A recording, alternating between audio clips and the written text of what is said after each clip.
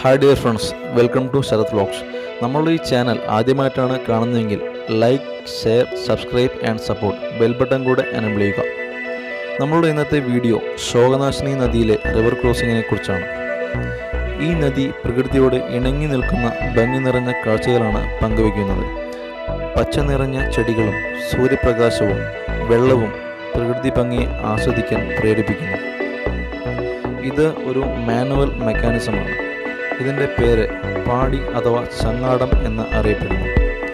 ഈ നദി ഒരു വശത്തു നിന്നും മറ്റൊരു വശത്തിലേക്ക് കടക്കുവാൻ 250 മീറ്ററോളം ദൂരമുണ്ട്.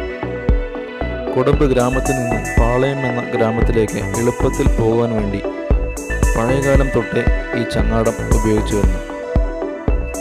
Film shooting, TikTok videos, short films തുടങ്ങിയവയ്ക്ക് ഈ ലൊക്കേഷൻ ഉപയോഗിക്കാറുണ്ട്. ഇതിൽ ഉപയോഗിച്ചിരിക്കുന്നത് മുള, പലകകൾ, ലോറിയുടെ ട്യൂബ് തുടങ്ങിയവയാണ്. പുഴയുടെ ആ അറ്റം മുതൽ ഈ അറ്റം വരെ വളരെ കഠിനമുള്ള കമ്പി കൊണ്ട് വലിച്ചു കെട്ടിയിരിക്കുന്നു. ഇതിൽ ഇരുമ്പിൽ തീർത്ത വള കൊണ്ട് കോർത്ത് പാടിയിൽ ബന്ധിപ്പിച്ചിരിക്കുന്നു. ഇത് ഒഴുകിപ്പോകാതിരിക്കാൻ ഈ പ്രവൃത്തി സഹായിക്കുന്നു.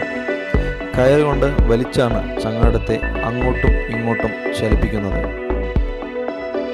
ഈ ചങ്ങാടത്തിൽ ഒരേ സമയം 5 പേർക്ക് വരെ സഞ്ചരിക്കാം.